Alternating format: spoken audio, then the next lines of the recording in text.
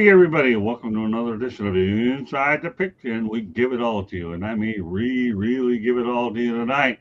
Have our regular crew back. We got Stephen Reichel in the house. Welcome back, Stephen. Always good to be back with you, brother. Always good to have you back. You're all over the place, anyways. It's great stuff. Candy's in the house. Always like talking football with all you fine gentlemen. And we have Ben Troop in the house. And Marvin. And Marvin. We got them both. Don't matter. We got you guys twice a week. We'll just get show on Saturday. I'm just happy to be here, baby. Let me tell you, that show on Saturday is really catching some steam.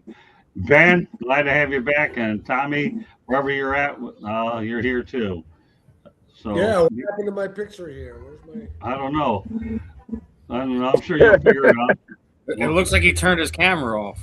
Yeah, I don't know what he has, but no big deal. I'm sure we'll get him some way or another. We'll have a real busy show, so we're going to get to it. We'll take him audio, visual, whatever, and I know he'll figure it out. So I love Mel. Yeah, okay. Philip Rivers is going to be in crutches. No, but we'll spend more time. Glad Marvin and Mel sticking to each other on Saturday. Oh, give me that. I know how to hurt. I may be losing a lot of my senses. That ain't one of them. I heard what you said. Well, we'll have more fun with it on Saturday, but I do have a Philip Rivers related topic. That Philip Rivers is older than 13 NFL head coaches. He happens to be 44 years of age. I'll list the name of the coaches that he's older than. You got Steve Steichen under the Colts, who happens to be 40. Kellen Moore of the Saints is 37. Mike McDonald of the Seahawks is 38. Ben Johnson of the Bears is 39.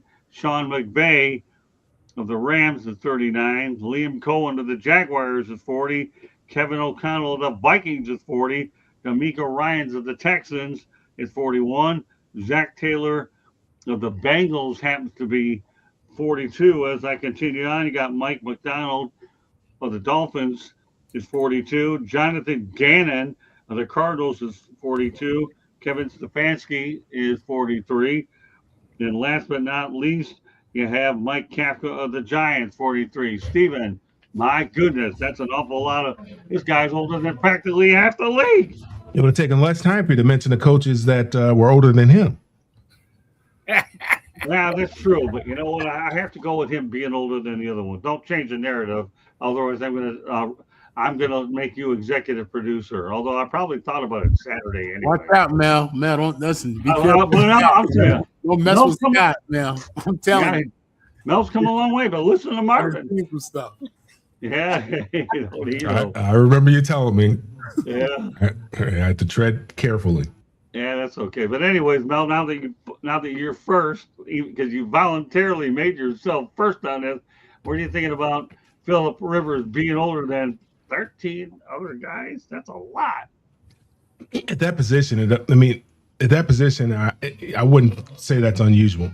And then coaches are getting younger and younger and younger now, which is kind of a trend with the new young guys. They're supposed to be geniuses as far as offensive coordinators are concerned.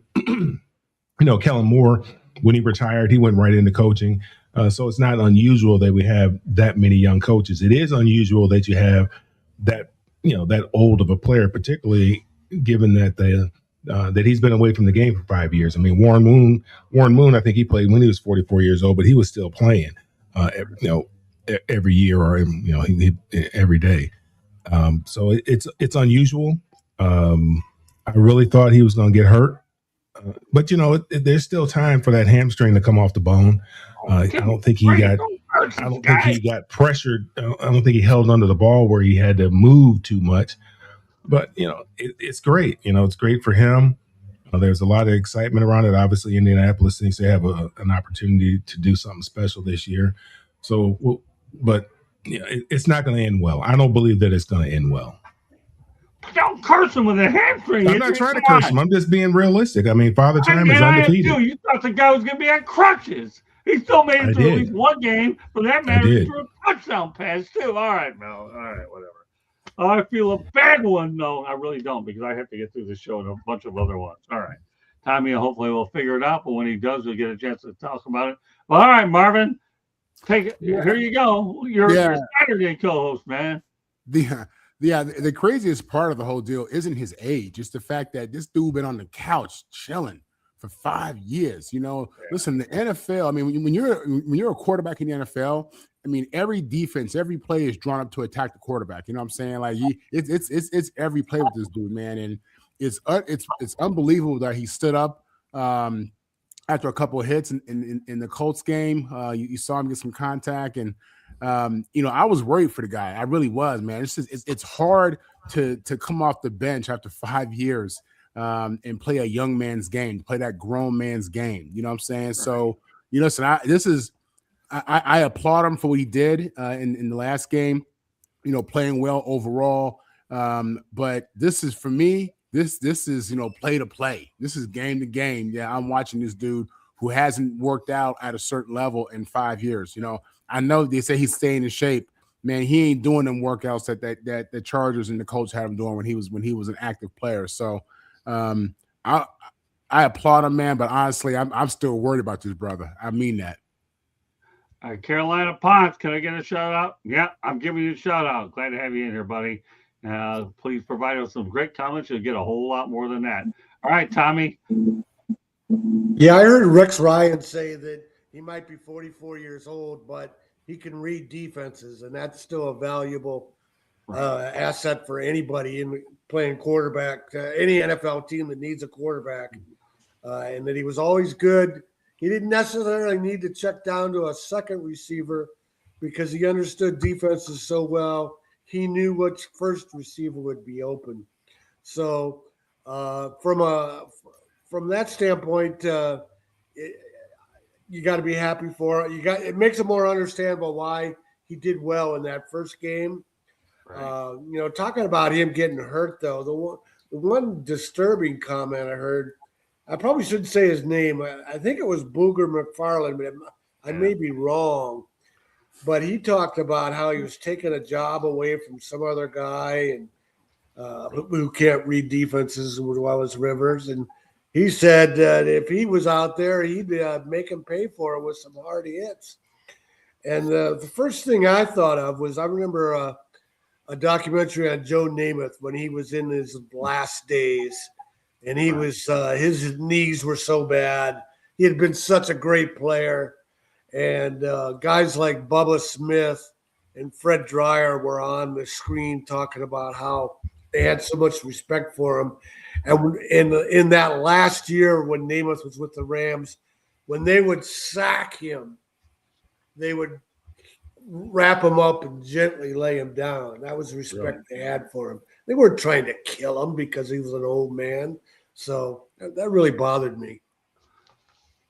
Interesting story. I really like it, Ben. Thanks, Tom. I mean, yeah, listen, I'm rooting for Phillip Rivers because we was in the same draft class in 2004, but football is unforgiving. And the thing about what Mel and Marvin is saying is football is not a matter of if, it's when. When they hit field, they're going to hit him. They're going to hit him because he played quarterback, not because he's 44 years old. It's just one of those things where, yes, Booker McFarland going to say things like you took an option, a job away from a player. He understood what their offense is trying to do. I think I heard something where he was coaching his son's team and they were running that offense. Phillip Rivers better be careful, man, because I understand the opportunity. He has a very unique skill set to be able to throw the football. He can read defenses, but his reaction time is not what it used to be. Football is about reading and reacting. I know what I'm supposed to do with the football, so I could just go out there and react. I don't got to think. I don't know. They're not going to show Phillip Rivers after the game when he get done with that with that post-game press conference, but that locker room is lit up. That joker is ice baths because football is one of those sports you can only do it by doing it. You can train and work out. That is not football. You got to get out there and go to the assimilation. But, they almost won the game. But Phillip Rivers got an opportunity. He's been a coach before. They trying to salvage the season. I think that head coach and that coaching staff, if Phillip Rivers can halfway even keep them in playoff contention, I think they keep their job. Because Anthony Richardson has been cleared for all football activities, and I don't think they want to bring him back. So I'm rooting for Phil, but 5 years away from any sport is a long time. 5 years away from football, that's a lifetime. That is a long time away from the sport. We'll see what happens this second week, but this experimentation known as Phillip Rivers, I hope it works out. But if it don't, it won't be. People say it won't work out because he's 44 years old. It won't work out because they got people on the team calling him Mr. Rivers. He is old enough to be a lot of those dudes' dad on the team. But we'll see what happens, man. The football is a crazy sport. And if Phillip Rivers can find a way to help Indy get into the playoffs with what Jacksonville and Houston is doing, it would be arguably the greatest month of football we've ever seen from a 44-year-old, not because he's doing it, but because we'll never see it again. I don't think you'll see something like this again, regardless of how it ends up. Okay, Candy. You know, he was just on the brink of being, with his 5 years up, he could have been voted for the Hall of Fame. He also was just, now let's face it, he gets another 5 years of health insurance as well that kicks in. Not saying that's the reason why he did it. Obviously, he loves the game of football, because if he's coaching his son, that it's something that it's in him. He loves it. But I do worry for his health, because they're not forgiving, and he's not in the same shape. You can't be in the same shape. You didn't go through all of the 5 years. You didn't go through the practices, the drills, the one-a-days, all of those. And yet here you're getting thrown into the mix. And yes, they played. Well, who do they play next week? They play Seattle. Seattle's not going to be forgiving either. Watch them come after Phillip. So hopefully he remains healthy, because we have seen a lot of good and elite and even not so good players go down this year with season-ending injuries. You never hope that for any player. We've seen a lot of those this year, and a lot of the big-name ones go out. Good. Don't talk about them, or you're going to mess up a few shows. I know Mrs. Information would. All right, Steven. Listen, very happy that Phillip Rivers gets this chance. I don't care how much Cam Newton crying about how he's getting slapped in the face and all that. Don't want to hear that nonsense.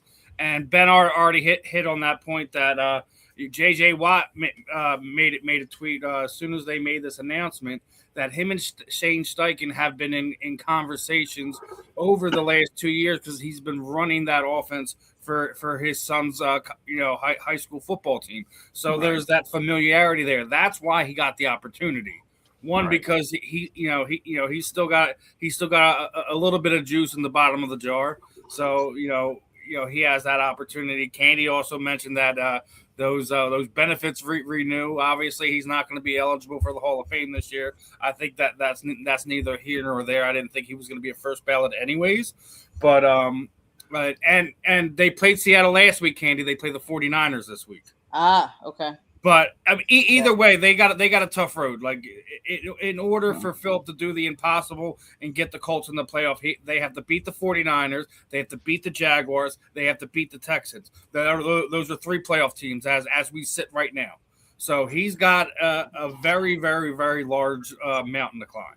Not to say that it's impossible. I'm not going to sit there and pick apart Grandpa Bod and all that. Listen, we all know that he's not in 100% football shape, but there's only one way to do it is to get in there. I think it's a cool story with everything that's going on. Phil's a very fierce competitor. He's one of the best crap talking quarterbacks that we've ever seen in this league. So it's something fun for everyone to get behind. But I will say this: he is not going to bring them back. He will not bring them back. He will perform.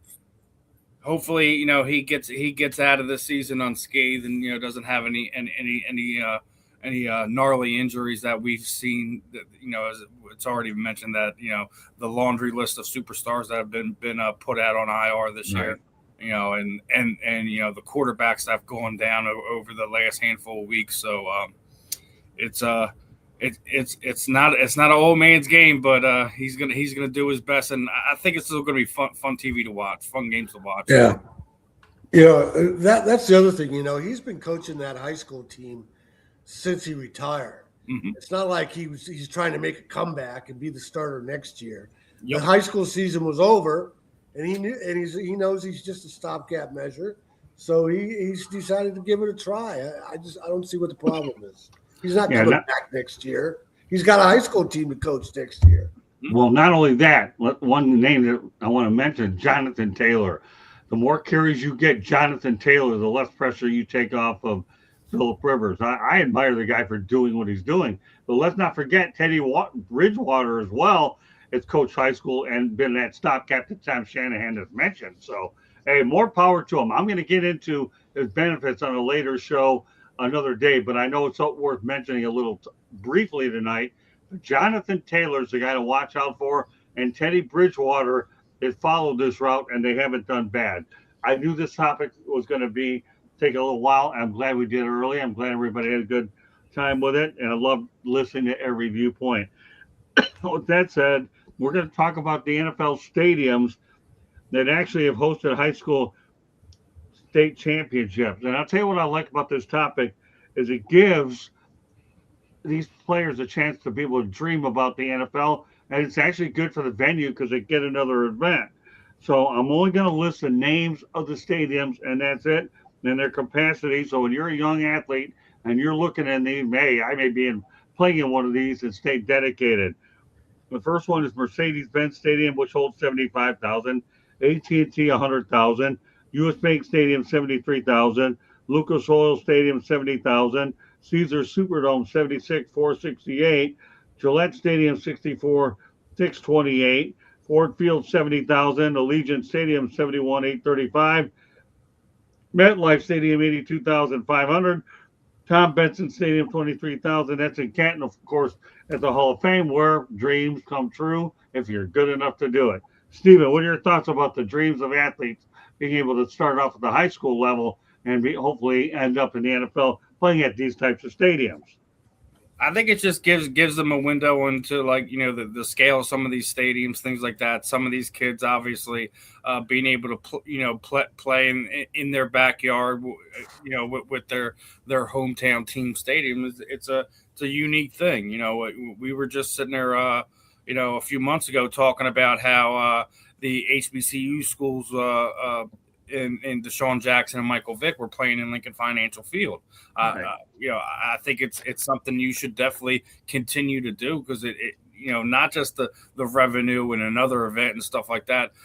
Some of these guys will never have a chance to be on that field otherwise. So I think it's a unique opportunity, and it's a cool thing to do, especially for some of these high school championship games and things of that nature. Great stuff, Stephen. Candy? I think it's great. I mean, these kids probably, they're local, so they've been watching players play on these fields. It's an honor for them to go and play on these fields. The one thing I will say is, I know in Wisconsin they don't play at Lambeau; they actually play at Camp Randall, where the Badgers play. And I know because I've actually been to the high school championship game, went to Camp Randall when the high school played there. My high school actually made it there.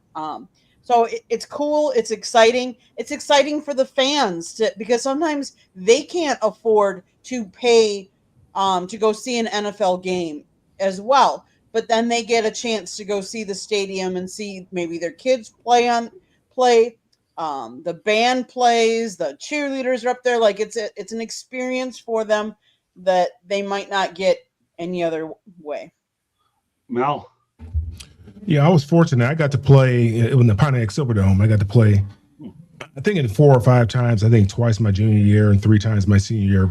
We always opened up the year in the Silverdome. Then we played the Catholic League Championship in the Silverdome, and then of course the state championship we played in the Silverdome. And it was great for us because it's cold in Michigan that time of year in late November, so you get an opportunity to get out of that weather and play indoors. But yeah, for kids, man, it's a thrill to be able to play on the same turf and that your idols played on. I remember when we played the state championship game, we had played in there on Saturday, and then on Thursday, Thanksgiving, we're in there watching Billy Sims, running on the same turf that we were just on. So, I mean, it was kind of a neat feeling for us. And I think it's a neat feeling for the kids. It gives them an opportunity to dream dream big, and some of those kids will never have the opportunity again to play on that field. They'll just be able to go as a spectator, but that's something that they will remember for the rest of their lifetime. Because when you play in those facilities, it's usually for a championship.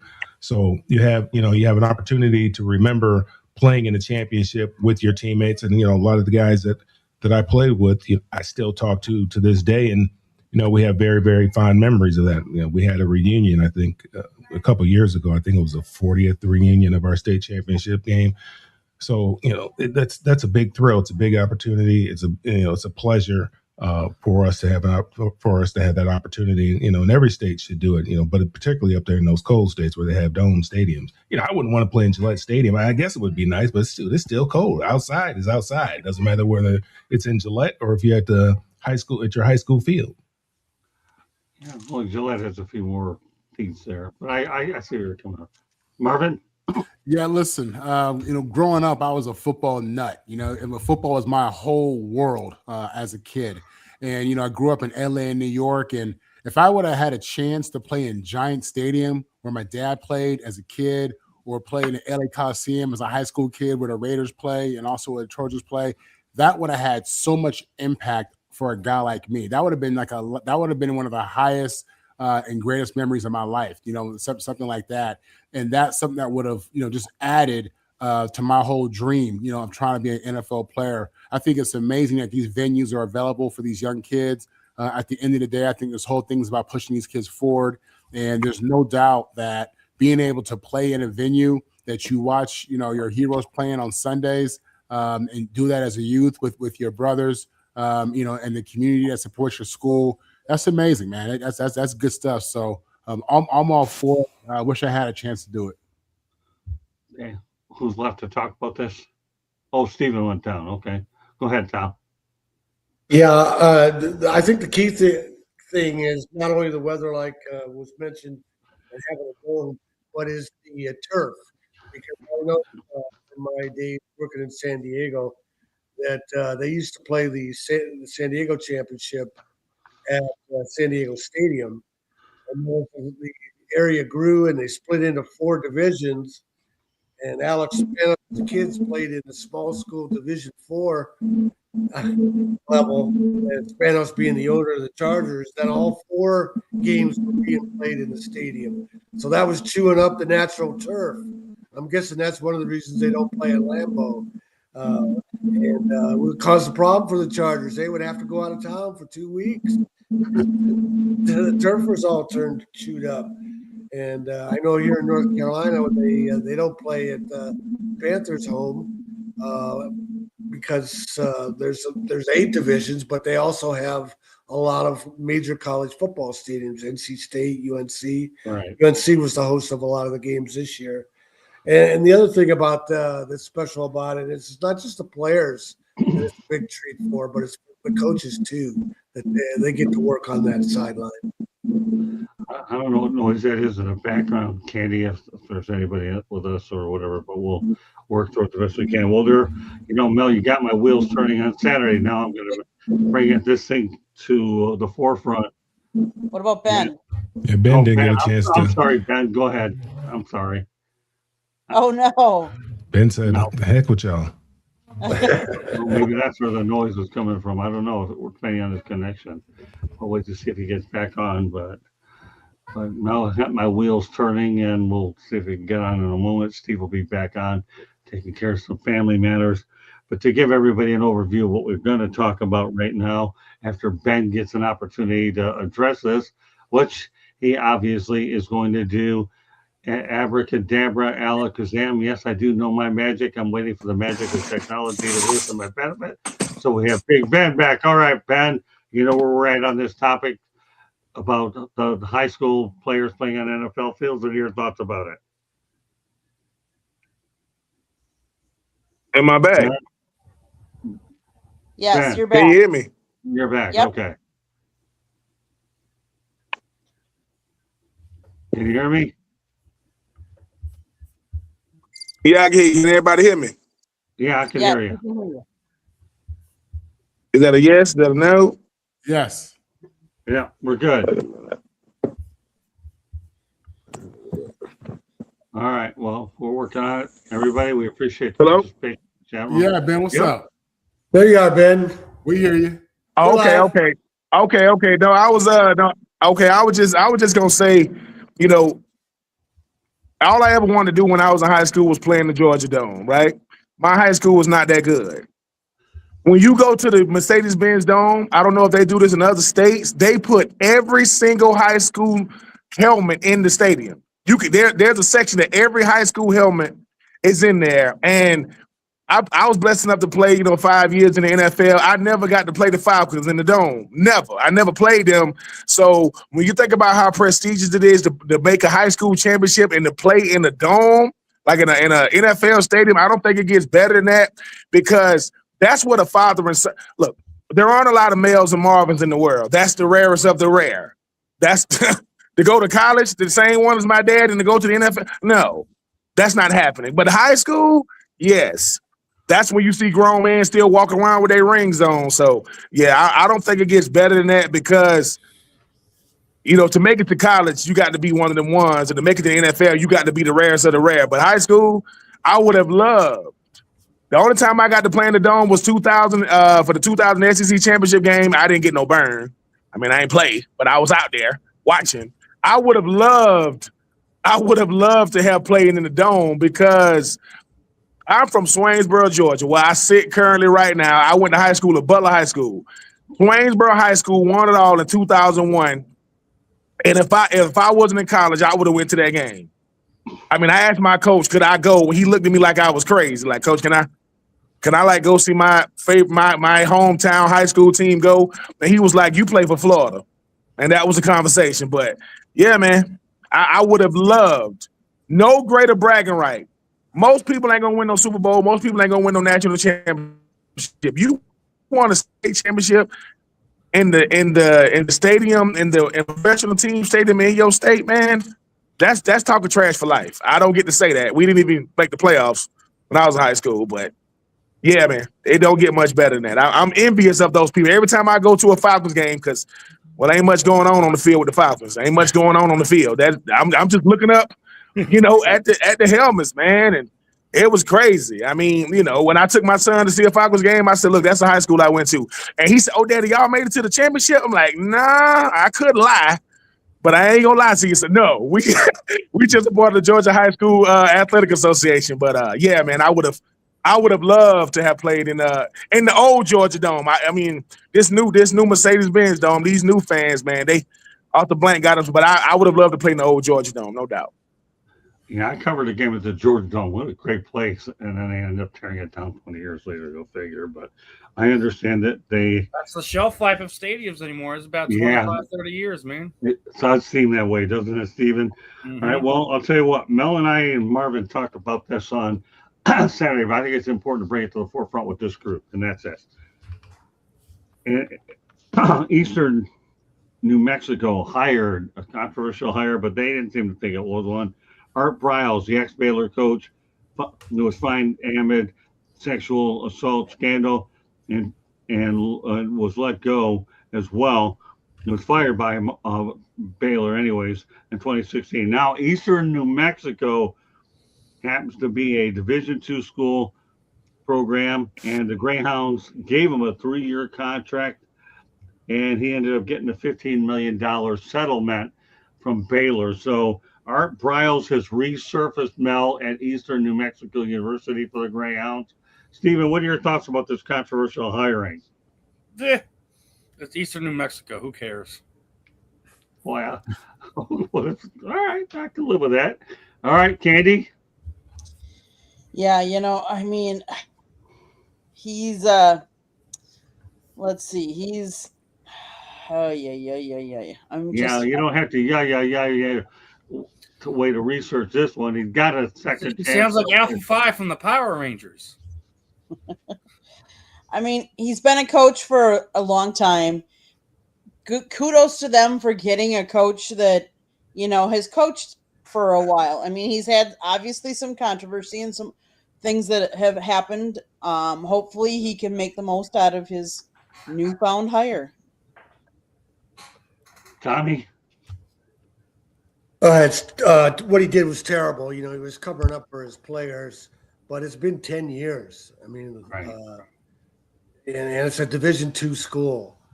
He's got to make a living, and Right. and we have a guy in the White House that directly assaulted women, and he's gotten second, third, fourth, fifth, sixth, seventh chances.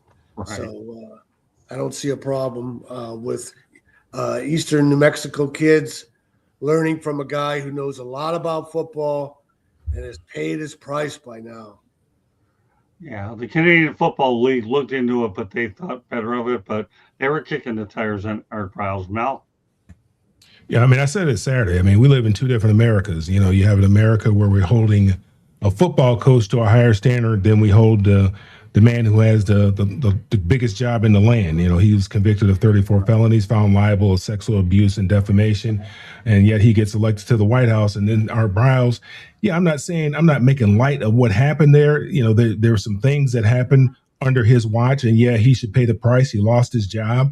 But he deserves to be able to make a living. He deserves to have a second chance. And no, this isn't the first time that somebody tried to hire him. I know he was hired a few times before, or at least one time before, and they were, people made such a stink about it that they didn't go through with it. But I do believe he deserves deserves a second chance. This gives him that second chance. He's a brilliant offensive mind. So yeah, I think college football is going to be better for him being there because of his brilliance on the offensive side of the ball. And like I said, the guy deserves to make a living. I mean, he was not the one that committed those offenses at Baylor University, but yeah, they did happen under his watch. What he knew about them, I don't necessarily know. I just know what's been reported, but I do believe that he deserves another opportunity. Everybody knows that. Oh, it's no secret, no matter who wants to mention the guy's name. Yeah, Donald Trump definitely has a record that it's well documented. I don't have to say it on this air, but Donald Trump is the person that we're talking about with the president. You know, just look up Google. You'll get the president's list of felonies, and I'll leave it at that to keep it a family show. Marvin? This is America. In America, you get second chances, third chances, fourth chances. I mean, that's the reality. You know, that's how I look at it. You look at some of the biggest cases in the world, some of the most drama. You know, it doesn't matter if you work on Wall Street or if you was the Juice, if you was my man Mike Vick. I mean, you know, life goes on, man, and life should go on for Art Briles as well. He should have an opportunity to be able to feed his family, and good for him. And I'm sure he's learned a lot from that experience that he had. I'm sure there are things he'd do differently. Most of us are no different. Not that we've had that type of situation in our life, but you know, we've all looked back and we realize that hindsight is 2020. So yeah, man, I think he has a lot to contribute. He obviously wants to be a part of this and wants to do it.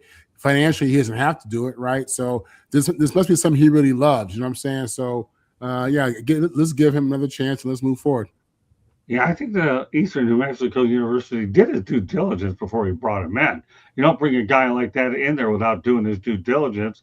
That's why he got second chance. And I'm actually happy for Art Briles too. I really, really am. And he'll have an opportunity. Whether he decides to go anywhere else, doesn't matter. He's got a 3-year deal there. I think it's the right time. Ben? Yeah, I agree. I mean, obviously that situation that happened at Baylor was awful when it happened, and you know the things that happened under a head coach's watch. I mean, he's the one that had to fall on the sword. I mean, I think that when you talk about a guy like Art Briles, it's never been about his ability to coach. It's never been about his ability to recruit or the offensive side of the ball. Is how much has he learned from the situation at Baylor? It's a lot going on with a head coach, from the players to the assistant coaches, to the trainers, to the equipment. It was a lot going on. 2016 is a long time ago. Right. And I think it says a lot for a team like, Eastern Mexico to say, look, we're going to take a chance on this dude because somebody was going to do it eventually. Now, these big-time schools, they kind of have to live in more of a reputation type world than these smaller schools. They're saying, look, okay, he made a mistake. And I think if you are coaches that are going to make future mistakes, you want Art Briles back in college football because it shows that if a coach like that can get a second chance, maybe they can too. Look, I'm never here to condemn these coaches for what happens. I know how hard it is to be a head coach to where everything you said go. And as long as you winning, they're going to kind of probably sweep a lot of stuff under the rug. But our Browns is back in college football. You knew he was going to be back sooner rather than later. Coaches get recycled all the time. And hopefully he's learned from 2016. Hopefully he doesn't dodge those questions. So, I was I'm impressed that they did bring him back. And like I said, I'm like Mel, I'm like Marvin. I'm not gonna condemn no coach. Because like I always say, they put a microscope on your life and they showed the stuff you did. It is going to get ugly. You're gonna see some stuff. So I'm not here to condemn him. I'm not here to be the judge and the jury. He's college football. We'll see what he does. Well, I mean, I'll say this: Michigan State gave Pat Fitzgerald another chance despite the hazing, and I think Fitzgerald will be fine. I'm glad for our Browns. Let's move on to ranking the top college rivalries in college football. I'm just going to ask the group here: give me your one or two favorites, because this is a topic that could go on a long time, and we'll go from there. I'll be curious to see where your loyalties are. Stephen, I'm going to list them all first, and everybody can go out there and think about them and decide which ones y'all are interested the most. Obviously, the first one would be Michigan, Ohio State. They're talking about the top 25, mind you. It looks like Auburn against Alabama, Oklahoma, Texas, Army, Navy, USC, Notre Dame, Nebraska, Oklahoma was a good one many years ago during the heyday of the Big Eight. Miami, Florida against Florida State, Ohio State, Penn State, Florida State, Minnesota against Wisconsin's ranked in there. Alabama, Tennessee, Georgia, Florida. Let's see, we got Georgia, Florida, Alabama, LSU, USC, UCLA. I know two guys are going to be jumping on that one. It's UCLA, USC. Yeah, I know. I'll get to you in a minute. Yeah. Texas A&M. I set you up, Mel. You took the bait real well. Michigan State, Auburn, Georgia, Michigan, Notre Dame, Kansas, Missouri, Harvard, Yale, Washington, Oregon, Iowa against Wisconsin, Ole Miss against Mississippi State, Clemson, South Carolina, Oklahoma State. All right, Stephen, give me one or two of them that you like.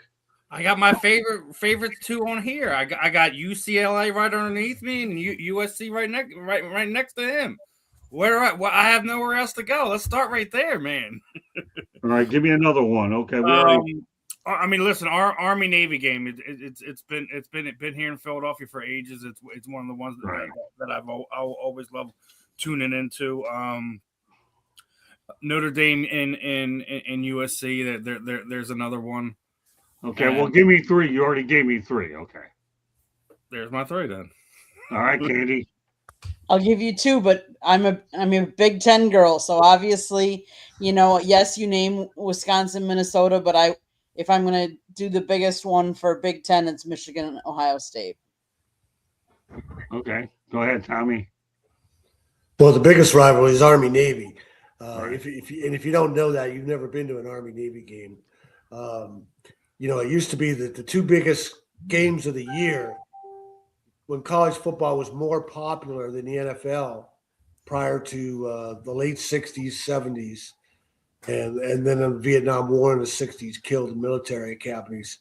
The biggest games of the year were the Army-Navy game, which was a standalone game after Thanksgiving weekend, and then the Rose Bowl. Everything else paled. And then the Army-Navy game has come back. It's recovered from the Vietnam War and modern military. Themselves in the country. And it's a great game. I'll tell you what game is not a great rivalry, and it's Oregon State. I say that is Jonathan Smith is an Oregon State player and coach. He came to Michigan State, and he was surprised how intense the Michigan State-Michigan rivalry was. I guess you don't know what an in-state rivalry is. So what are the three you're going with, Tommy? Oh, Army Navy. Everybody else is a distant second. Okay. USC, UCLA when both the programs are strong because they don't sell out otherwise. A lot of the state rivalries, but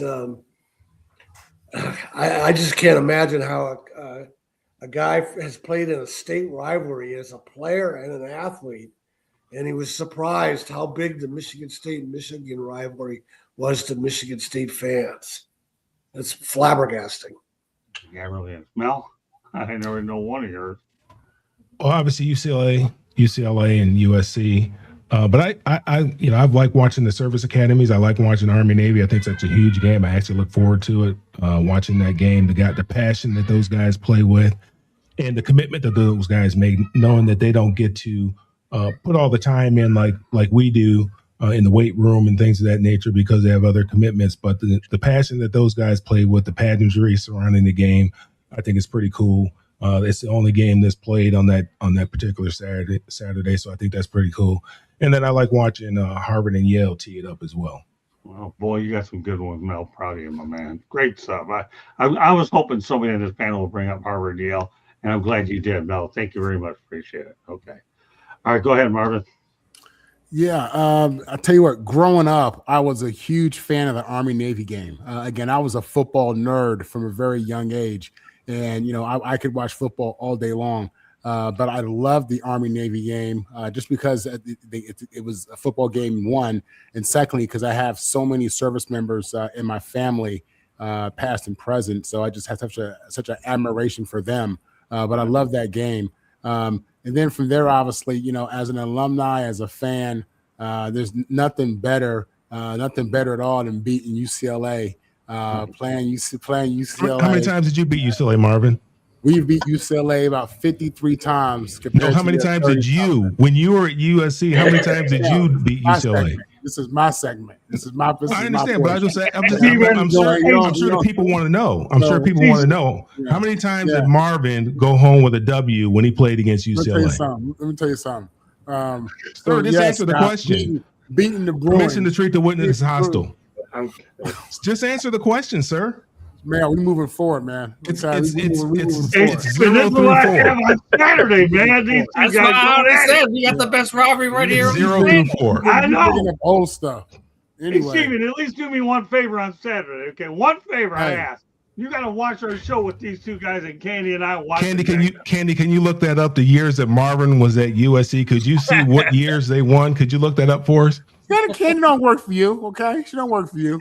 Anyway, yeah, Tom, I'm with you on Army and Navy, man. That's it's unfortunate. I still feel like enough people aren't watching that game. But it's a special game, man, and I love it. I'll tell you one thing about Marvin. He's got more moves than Barry Sanders with Neil and Mel on this one. I'll tell you one thing, that's what makes that Saturday show real special with Marvin and Mel here at 8 o'clock Eastern time here on the network. Great stuff. All right, Ben. Tune in. Yeah, tune in. These guys are a hit. Steven, if you don't do much of anything else on Saturday, at least watch us on Saturday. Watch these two if you get up that early and comment on them. Just if you do nothing but comments with LOL, that's what we're all doing too inside. I still have to keep it under wraps. Go ahead, Ben. I mean, obviously, Army Navy is a given, but I mean, my three is. I mean, obviously, Florida, Georgia is going to be up there for me. Being from Georgia, being able to play them puppies from Georgia. Yep, and I was 4-0 against them. I did not lose to them boys from Athens. But I think two rivalries that people don't talk about enough. Listen, the Iron Bowl is serious. Auburn, Alabama, it is serious. They shut down the whole state, and a rivalry don't get as much love. It's the Egg Bowl. Ole Miss and Mississippi State, it is big too. So. Ole Miss, Mississippi State, Florida, Georgia, and obviously, you're talking about Auburn and Alabama because, like I said, I remember back in the day when Texas, Arkansas used to be a huge rivalry. Texas, Arkansas used to be huge. Not as much now, but it's a lot of rivalries out there. I mean, I played with a guy that went to Yale, and when I was with the Titans, he used to talk about don't sleep on them boys from Harvard. And I'm like, yeah, well, if I need some financial advice, I'll call him. But I do respect Harvard and Yale. I'm not saying the smart guys play football too. But Texas, Arkansas is one that I used to like too, and I will give love to Texas, Ohio State. I'm sorry, not Texas, Oklahoma. I'm sorry, Texas, Oklahoma. All right, well, that's okay. You can have 5. You deserve it. I don't care. You got your own show, by the way. I do want to make an announcement. We'll have an opportunity to do that. This is really important. I am proud of the fact that Marvin and I are going to be doing our own show. Marvin and I will talk about the details of it tomorrow when we talk. And, of course, Ben Troop and Steven, they do their own thing. I'm proud of all three of these guys. You talk about three incredible. Marvin's also on me on with me and Ben on Wednesday mornings too. Don't get it Oh no, twisted. I know. That's what I said. Three of these guys. Steven, three. 1, 2, 3. I can count that high. Okay, I think I don't know anyway. Whatever. Yes, Steven. you can. Yeah, all right, Lying good. to I'm the glad people. that a boy. You're the best. But anyways, Marvin, Ben, Steven, and of course Marvin and I are gonna have our own show as well. Marvin and the Mike and Motor Mouth. I'll tell you, how do you like that one? Candy working on the logo. Like you say, Marvin, she's working for you as well. Mike, mark my word. Okay. Now let me get to mine. Okay. I like Michigan, Ohio State, no doubt about it. As a Michigan born and raised person, I'll definitely put Michigan State in it. But the one that I've been around a lot more than any of them happens to be Miami and Florida State. I enjoy covering that game. There's a lot on the line. They play in the same conference. I actually made it to Tallahassee a couple of years ago, and of course, not only that. So I'm going to put Miami, Florida State. Doesn't get talked a lot about here, but it's one that I really respect. Michigan State, of course, the big daddy of them all is Ohio State, Michigan, and a bucket list item I will say is Army, Navy, without a doubt. So with that said, when Ben comes back, we'll take this thing a little bit further, but we will anyways. And we're going to continue the Army theme as well. And I have a little piece of information on Navy. We're going to get to our NFL stuff moment shortly. But here, get this: Army does not offer NIL deals to athletes. As a service academy, head coach Jeff Monken said these guys are making money now that nobody in their family has ever made. So there you have it. No NIL deal, but they're making good money. That's being part of the service academy. Steven, some thoughts? They're part of the U.S. government. They're not going to pay them boys. Come on, stop playing. Exactly. That's my point. Thank you for making it even more. Candy? Yeah, they're prohibited from engaging in NIL because they are federal employees and cadets committed to military service, meaning they can't hold outside jobs for pay, creating a unique situation where Army thrives on tradition and long-term career focus rather than NIL money like other football and colleges. Tommy? Yeah, that's the Pentagon that won't let the players make money. But as Jeff Monken, the Army coach, says, if you're trying to sell your company, what better representative would you want? Future Army officers, Navy officers, or Air Force officers, somebody who's already committed to defending their country. So it seems a little backwards to me in my mind. And now it's kind of doubly working against the academies because in the academies, first 2 years, you can leave anytime you want. And then they have what's called affirmation day. If you return for your junior year, you are committed to your next 2 years plus 5 years of military service. If you were to drop out after your junior or during your junior or senior year, you have to pay back all that scholarship money. You don't have to do it after your freshman and sophomore year. So if these guys, and so now Army, and I'm sure it's happened in Navy too, I'm more familiar with Army players that had a big sophomore year. They got offered money. There was a receiver that went to Iowa State. And so the Army's losing players for that simple reason. I understand the federal policy, but it's become like a lot of things that hurt the Army-Navy rivalry and the academy football in the 60s during the Vietnam War, when there's a backlash against military. This is something that needs to be updated. I never knew that. Thanks for the information, Tom. Appreciate it. Don't worry about that. Navy in a moment. Mel, that's a lot they just said.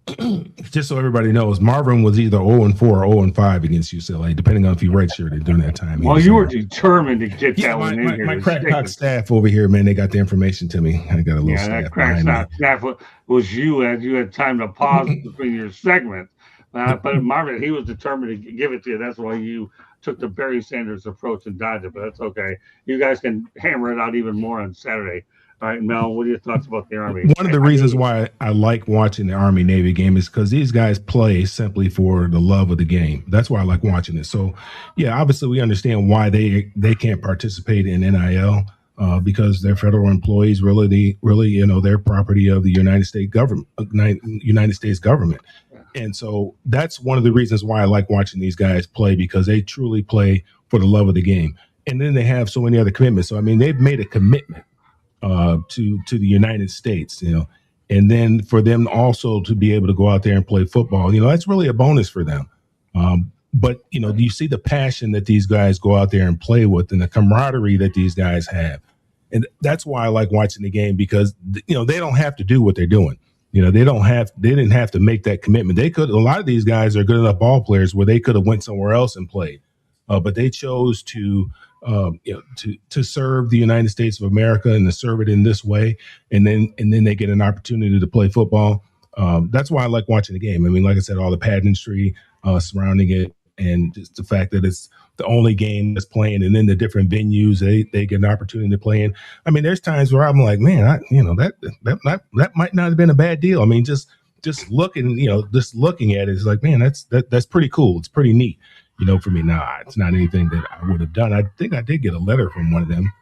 I didn't even open it because that wasn't even a consideration for me to do something like that. But I just don't have that in me to do that.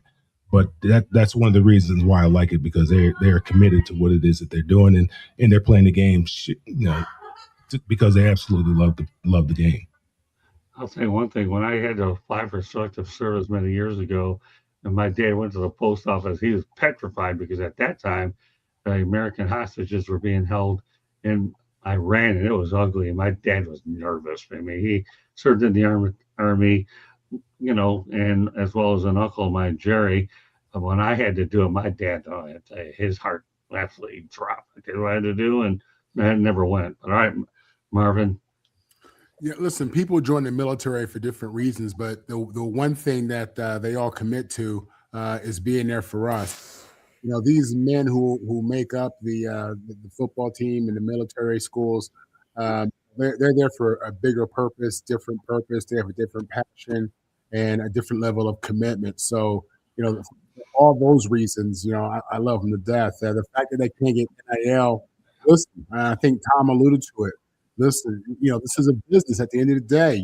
They're making money on these commercials, this through the conference. So it wouldn't shock me if you saw certain exceptions made, just based on the real importance of that game and being able to have a certain quality athlete.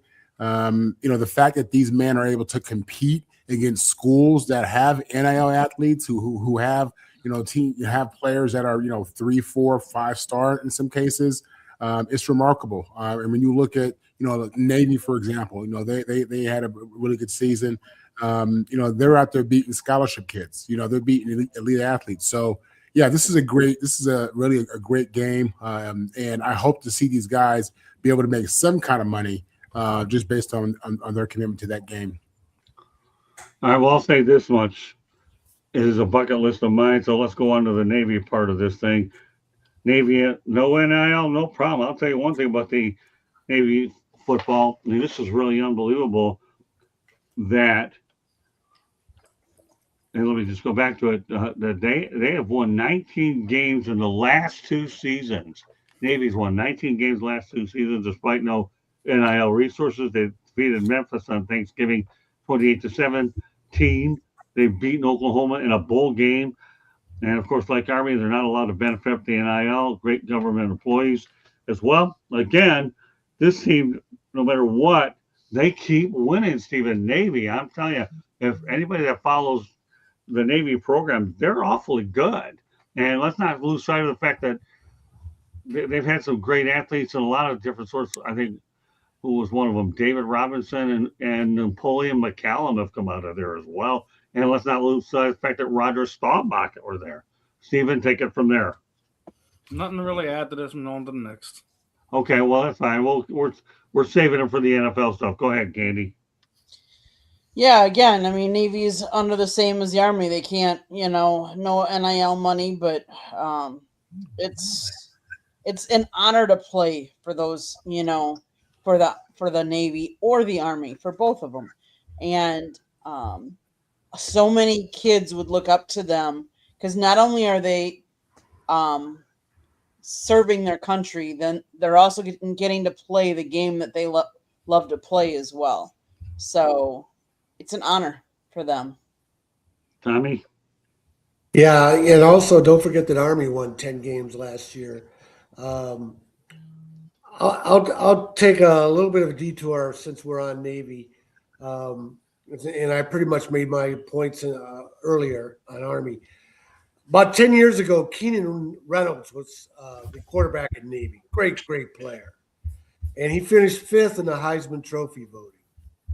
And Navy, the Army Navy game was played the same day as the Heisman Trophy ceremony, right? Navy said they would put him on a helicopter after the game and fly him to New York if he could be part of the presentation because he had such a remarkable season. And for a Navy guy, an Academy guy to finish fifth in the Heisman Trophy voting is remarkable. And the Heisman Trophy Trust Fund wouldn't work with him. Compare that to this past Heisman Trophy presentation with this Diego Pavia guy. He sends out a tweet saying F you to the voters because he finished a distant second to Fernando Mendoza, who deserved to win over Pavia. Who does this I talked about this last week. Who does this Pavia guy think he is? Yeah. But what a disgraceful story on his part. Yeah, I agree with you. Mel? Well, I talked about it. I talked about Navy in the Army Navy game and the NIL. Yeah, now we're just talking about Navy by itself. I mean, well, look, I mean, they run one of those offenses that's very difficult to defend. Now they've kind of adapted it a little bit to current college football, where they run it out of the shotgun, but it's still basically the same offense. Their quarterback really can't throw the football that well. I think he was their leading rusher when I was watching the game. So they still run that version of the triple option, but they just do it out of the shotgun now. So that offense is very, very difficult to defend because you don't see it a lot. And that's pretty similar to what Vanderbilt was doing. And you get the right guy to run that offense, it's very, very difficult to stop because it's not something that you're used to seeing. So I mean that's always neat, and I liked it when they ran the triple option. Both of the service academies, it's just kind of neat to watch them hide the weenie, and that's all you're doing. You just kind of hide the weenie, and you just kind of got to figure out where the ball is going. Your eyes will lie to you as far as where the ball is going. You got to be real disciplined in your fundamentals and watching your keys in order to be able to stop that type of offense. But I enjoy watching that offense. Okay, Marvin, you have the last word on this. We'll go to a station break after this. Yeah, I mean, listen, Navy has been a proud program for a long time. You had mentioned how they've done well the last couple of years, winning 19 games, and even before that, they had I got their coach. They had a longtime coach, Ken something. He was there for a while. Olo, first Samoan head coach in Division I football. There you go. Didn't they fire him? Did they fire him? Yeah, but prior to that, I mean, they had a stable program. I mean, they had some competitive seasons and had some upsets and some really proud moments. So yeah, Scott. Navy, I think he went to UCLA, didn't he? And if he did, we don't. No, I'm talking about afterwards. Afterwards. Yeah, he was an assistant of some kind. I don't know if he was on the field as an assistant. I think more in the background of the program support. Yeah. But yeah, Scott, Navy has a proud tradition, and they even recently have found ways to remain relevant. Okay, now it's time to go to a station break. When we come back, we're going to talk a lot, NFL talk, a lot of it to talk about. Go ahead, Candace. South Florida Tribune Publishing Company published a book, Lessons from the Microphone, Tuning into the Enduring Wisdom of Visionary Leaders. It is written by our host, Scott, the Motor City Madmouth Morganroth, talks about his 40-plus years in the industry and how it has evolved and changed. Old school media versus new school media. If you know anybody that's thinking about getting into the media business, this is a great gift idea for them. It's available on Amazon, Barnes & Noble, Kindle, Google, and Apple Books. There's also a link on our website, www.southfloridatribune.com, where there is a plethora of great content, so go check it out. If you like to listen to podcasts, you can find us wherever you get your podcast. If you want to advertise, sponsor a show, or just be a guest on a show, you can always email us at southfloridatribune@gmail.com. Last but not least, if you see that red subscribe button in that lower right-hand corner, that means you have not yet subscribed to us. What are you waiting for? Just do it. Click it, like us, share us with all your friends and family. And then turn on your notifications so you're notified every time we go live. Back to you, Scott. Well, all right. Let's talk about the Philadelphia Eagles. Oh, I knew that would get Rachel said really up there. Now he's looking. He's ready. And now he's bobbling as in a bobblehead. All right. Anyways. The Eagles got back on track with a 31-0 win over the beleaguered Las Vegas Raiders. Pete Carroll, oh my goodness. I'll tell you, things are rough there at 2-12 for Pete. And Geno Smith doesn't look very good at one. The Eagles lost 3 straight at one point when they dropped to 8-5 by virtue of a loss to the Chicago Bears. In that game against the Bears, the Eagles allowed the most rushing yards against a Vic Fangio defense since 2005. They had 281 yards, but quarterback, the 2 running backs that did a lot of damage were for the Bears were Kyle Monadagoy or whatever his name is, 130 yards and a touchdown, and DeAndre Swift, we all know about him, 125 yards and a touchdown. That's what the Bears did, and obviously that was an important game, but the Bears, like anything else, I know they're one of the favorites, and we'll talk about them in a moment, but Steven, at least the Eagles were able to get back on track, and they really, to me, made Shedeur Sanders look like a guy that obviously belongs in high school. Well, when we're talking about the 30-1 drumming that the Eagles put on the Raiders, that's a get right game. Let's keep it real. It wasn't anything that kind of put hang your hat on. You should beat inferior teams. I think the more impressive part was the Eagles' defense held their offense to 75 total yards, and the Eagles' backups had 79 total yards in that fourth quarter. That their second stringer scored put more yardage on the tape than the starters did in that game. I mean, I've been saying it all season that the Eagles' offense is the most dangerous when they get everyone involved. If you look at the numbers, when AJ Brown and Devontae Smith aren't over 100 yards, and you also put Dallas Goedert in that mix, that's when they're the most dangerous. When Saquon finally wakes up from his winter slumber and figures out how to run the ball again, I think you'll get that other level that you've been missing since last season. I don't think I'm super excited about beating up on the Raiders, nor will I be excited when and if we beat the Commanders next week. I've had the Bills game circled since the beginning of the year.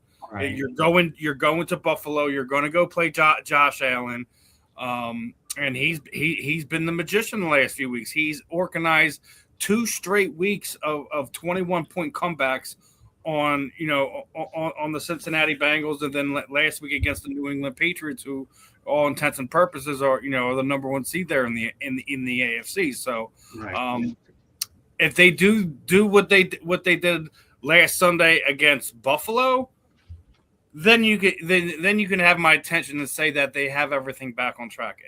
It was a get right game. You should beat up on the Las Vegas Raiders no matter what anyone says. And obviously, I think when you say what the identity of this Philadelphia Eagles team, it is the defense. So I mean, if anything, I would be more impressed with what the Chicago Bears were able to do to them versus what the Los Angeles Chargers did. The Chargers took advantage of Jalen having a bad game. There was the bad drops. But, they were able to tip a couple balls and get interceptions off that. Bravo. You should actually take that win, and that should be a good win for the Chargers. But I don't think after beating up on the Raiders that everything is sunny in Philadelphia. Okay, Candy. Any given team If you put a really good offensive line on any of the teams in the NFL, any quarterback could look really good. And I'm not saying that Jalen Hurts doesn't look good, but look at the Bears. Look at Denver, what they're doing. I mean, Eagles, yes. If you have a good offensive line that isn't injured, and that's part of the Eagles' problem is they've had injuries that have hampered the offensive line. And I think when you have injuries to key players, and we don't give offensive linemen a lot of credit, but yet you need for a good quarterback or even a mediocre quarterback to have time to throw the ball to your receivers and not to be rushed. You have to have the good offensive line. And that's part of where the Packers had problems against Denver on Sunday. And I'll be honest with you, if they don't figure that out, they're going to have problems against the Bears on Saturday night, which I hope they don't, but that is part of playing the game. And I think there's a lot more parity in the league this year than there ever has been before. Well, keep in mind, I'm not saying the Eagles are on track with the Raiders, but you needed to get rid of that 3-game losing streak, and they took care of business. That's it. You don't get excited about them. You don't want that losing streak to become 8-6 like the Detroit Lions are at 8-6 on the outside looking in. But yeah, the Eagles have a lot of work to do. They're defending Super Bowl champs, and people are out to get them. It's just a game where, okay, the streak is over, and that's it. Turn over to Tom. Oh, well, I was going to say, all the NFL teams go through their skids. The 3 games skid for the Eagles looked particularly bad because the offense wasn't producing. But the Eagles always have defense. The offense, it's harder to say if they're going to gain some consistency to make a playoff run. But I'm not surprised by anything in the NFL. There's always ups and downs. Mel? I mean, Philadelphia did what they were supposed to do against the Raiders. That was an opportunity for them to boost their confidence. The problem, you have to understand, Saquon Barkley has not forgotten how to run the football. Teams have schemed. The scouting report is stop Saquon Barkley and make Jalen Hurts beat you. And the problem is Jalen has not been able to do that week in and week out. Now, the Raiders aren't a very good football team, even though Saquon Barkley didn't go off. But I mean, we know when Saquon goes off, what that team can look like. It opens up a lot of different things. Now, if you stop him, you commit to stopping him, and you make Jalen Hurts beat you, then they're an average football team, and they're missing. They got to be able to run the football when everybody knows they're going to run the football. When everybody in the stands know they're going to run the football, and the defense knows they're going to run the football. They're missing Lane Johnson. That's a big cog in their wheel that they're missing on the offensive line. So we know the offensive line is not playing as well as it did last year. But all the teams are committed to stopping Saquon. They're not going to let him go for 2K again. They know what that looks like and how difficult Philly is to defend when Saquon Barkley is running wild. So we're going to say, hey, we're going to commit to stopping him, and we're going to make Jalen Hurts beat us. And that's why the games have been the games have been so close. That's why their record is the way that it is. That's why the offense has looked out of sync all year long, because Jalen has not been able to make the other teams pay for making him throw the football. He hasn't been able to make them pay week in and week out. Every now and then he makes them pay. Jalen, if they're not wide open, if they're not running wide open, Jalen doesn't throw the football. He's just going to tuck the football and run. He's going to eat it. He's going to throw it away, whatever. So the offense just looks very stagnant. He needs, when Kellen Moore was there, that offense looked entirely different. Kellen was a big part of his success last year, and a big reason why they were able to win the Super Bowl last year. Is because of Kellen Moore. Now he's no longer there. Now they have somebody else there. They may be running the same plays, but being an offensive coordinator is more than just calling plays on a play sheet. It's a lot more than that. Marvin? The NFL season's a long season. I've watched the Eagles play bits and pieces throughout the season, and I've seen them look bad too many times for me to believe that this is going to be anything close to a championship year. Listen, they end the season playing the Commanders twice, and they play Buffalo in between that, okay? I expect them to beat the Commanders both times And for me to believe that this team is back and they've got it together and they're going to be on fire moving forward, they got to beat Josh Allen. If they can beat Josh Allen in 2 weeks, that'll show me that this team is ready to go and do something in the playoffs. But right now, I think it's fool's gold. I think they drinking last year's champagne. We've had our conversations about Jalen Hurts and is he elite? Is he top 5? I'm a guy who, he's won the championship. He's taken his team there twice. I give him that, and he's a good player, yeah. But I'm just watching this guy sometimes just play, bad ball, in my opinion. So let's see what they do the next 2 weeks. Jury's still out on them. It's a long season. Listen, they're up 3 games to the Cowboys, on that division. So I definitely see them going to the playoffs, but. I got to see more just because of the inconsistency. The only thing I'll say about this as we close them out that we go on to our featured topic of the night is the Detroit Lions could have beaten the Philadelphia Eagles, but Dan Campbell went 0 for 5 on 4th downs. That didn't help matters any. Nevertheless, you win games ugly, and the Lions are on the outside looking in. The Eagles are still in the playoff hunt. But we'll go from there. Our featured topic of the night, obviously, is the Bills. The Bills defeated the Patriots, and obviously they're the rest of the NFL better take notice. They ended up storming back by beating them as they actually rallied from a 21-0 deficit and won 35-21. The Patriots' 10-game winning streak was snapped, while the Bills overcame a double-digit deficit for the 3rd time this year. Buffalo obviously has now had 10 wins in 7 consecutive seasons. Steven, you said this was a game you're looking for. Are you impressed with what you saw and their win over the New England Patriots? How can you be impressed with a team that's lost to the Atlanta Falcons? Please tell me that. How are you impressed with that?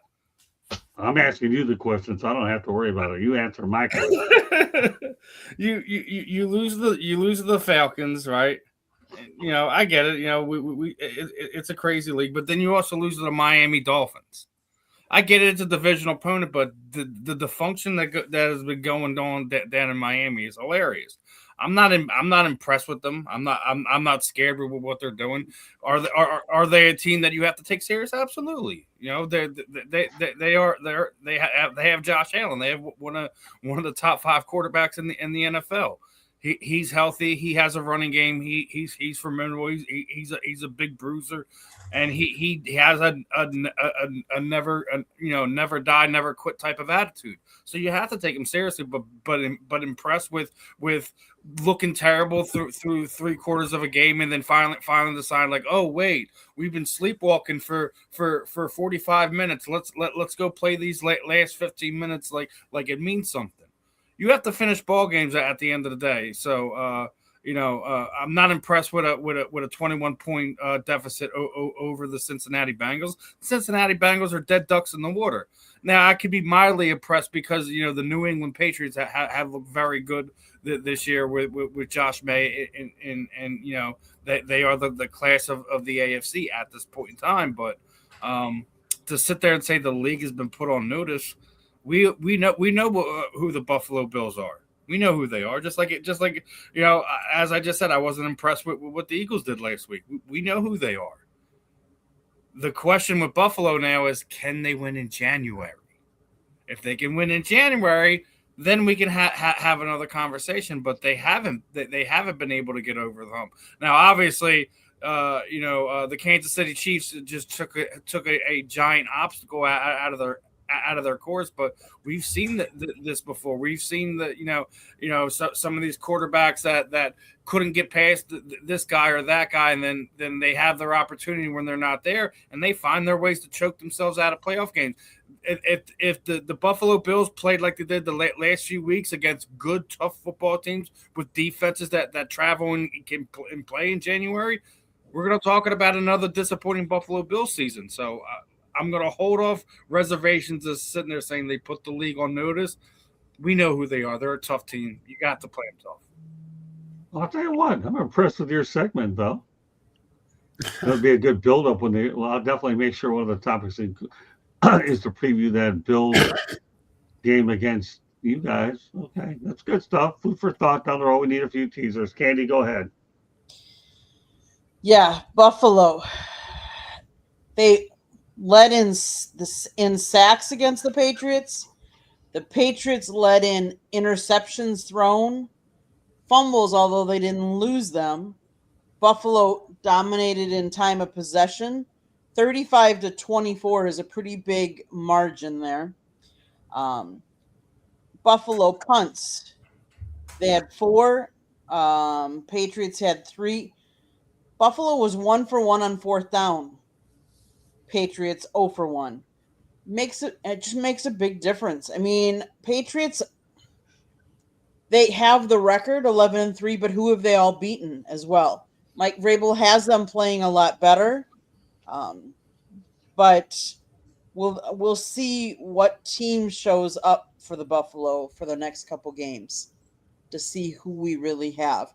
But again, I've said this, there has been more parity in this league this year than any other league. Let's face it, look at where the Chiefs are. Who would have thought the Chiefs would not have made the playoffs?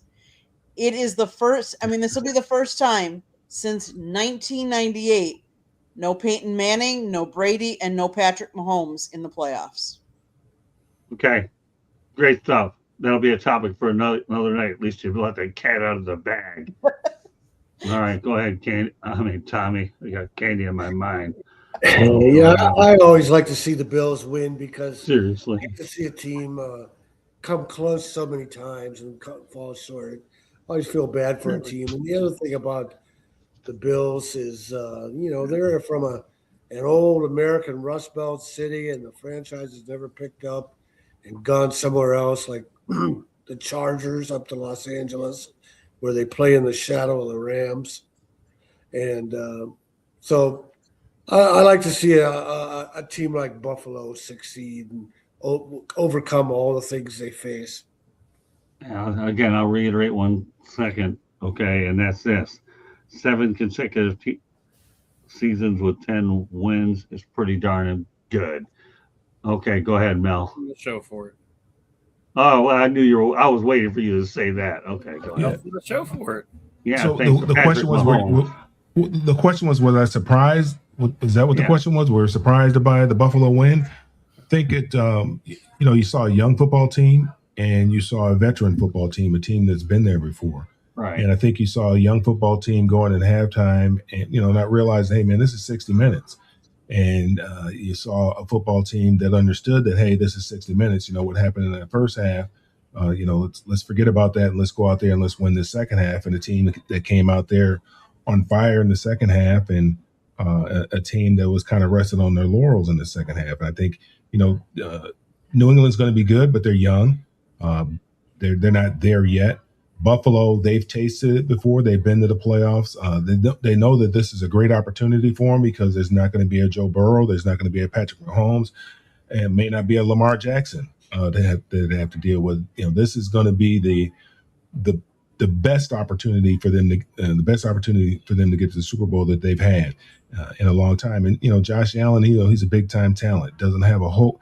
The defense is not as good as it used to be, but when you have that guy playing quarterback and the way that he's been playing quarterback, you have a chance to win.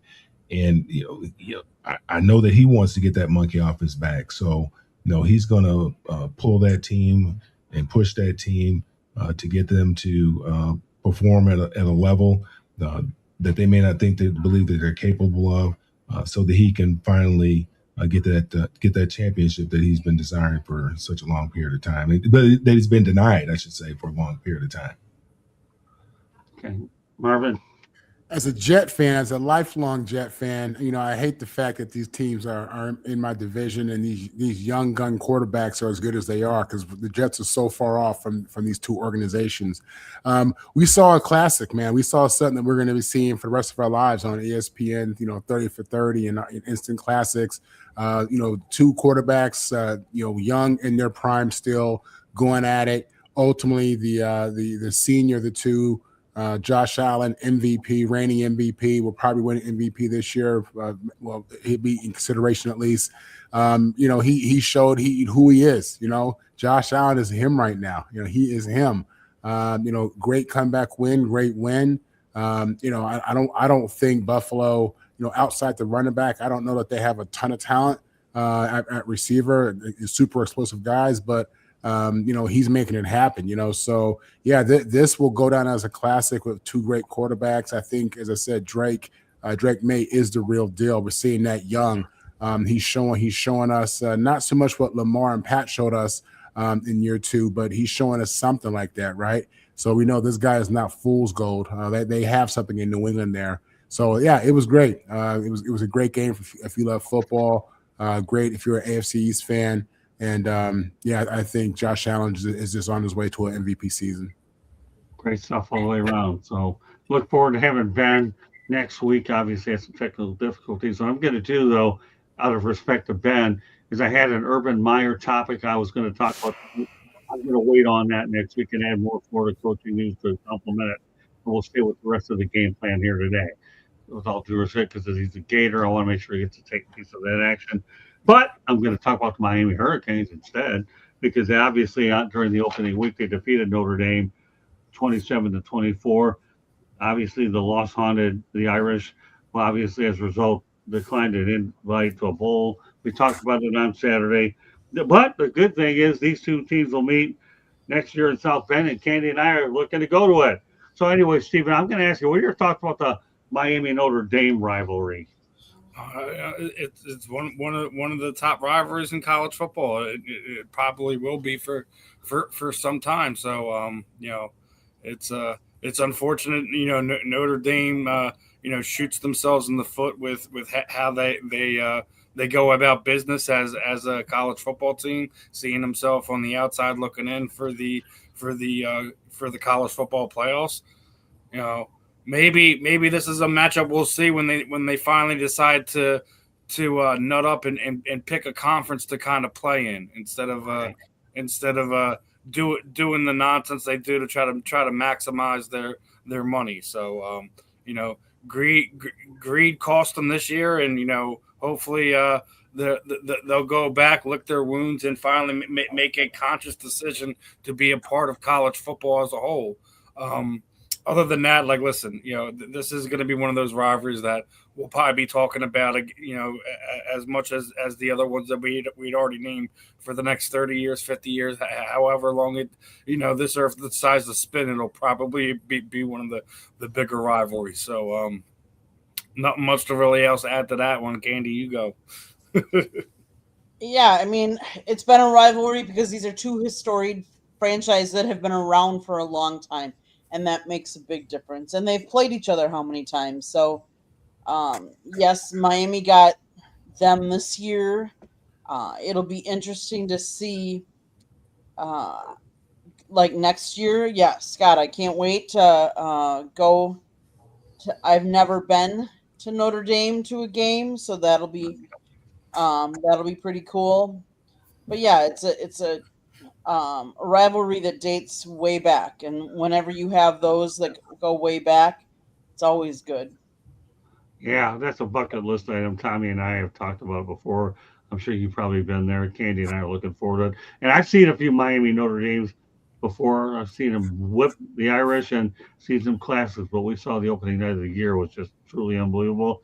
And let's face the fact that the Irish lost two games to Texas A&M and Miami, and that's what cost them an opportunity to get into playoffs. And I'm not. We talked about it a lot on Saturday's show with a boxing match between Marvin and Mel. If you haven't seen our show on Saturday, people, what are you waiting for? These two guys are unbelievable. I mean, these guys. I mean, I'll tell you, it's like Steven does a lot of boxing shows and all this mixed martial arts and all this. What is it? Bare knuckle fighting and all that other stuff. Well, I'm going to tell you something, people. Watching these two guys go out there on Saturdays is like watching it all over again. And by the way, Stephen, just so you know, an FYI is on January the 7th, you're going to be coming on, and Marvin's been drafted to come on that show too for No Limits. So we're going to talk to Will Person, and we're going to also talk to Jennifer Horspool. We'll talk about a lot about CTE as well as some of the other things that are important. That'll be in No Limits, and we'll also talk about Marvin's upcoming show at that point as well. So, Stephen, that by popular demand, Will Person and Jennifer Horst will want more of you, and I'm dragging Marvin into this one so he gets used to some Wednesday nights with us early and later. All right, Marvin, just to give you a heads up, he's my team player. All right, so who have I not? So Tommy, go ahead, take it from there about the Canes. I'm sorry. Miami Notre Dame is not a rivalry. You don't think so? Okay. They never played before 1955. Okay. They only played a couple of times, and then in 1971, they started playing annually. And Notre Dame would win almost every single year.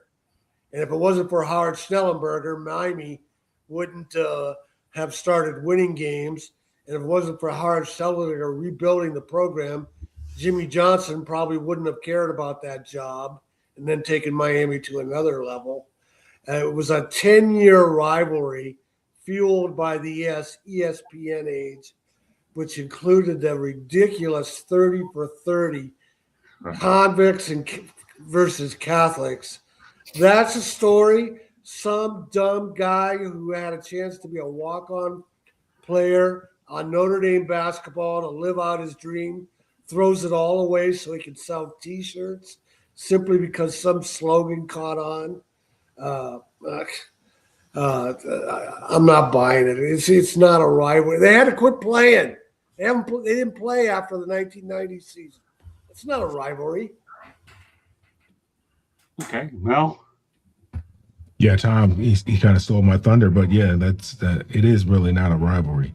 It gained steam with that whole Catholics versus convicts. Miami wasn't good, prior to the mid 1990s. So Notre Dame was dominating that series. The one thing the conferences can do if they want Notre Dame to acquiesce is they could simply not schedule Notre Dame. I mean, ACC has kind of done them a favor by with this little agreement that they had to play 5 ACC games. If the Power Four conferences would not schedule Notre Dame, then Notre Dame would have to make a decision. They're going to play a group of 5 schools and think they'd be considered for a national championship.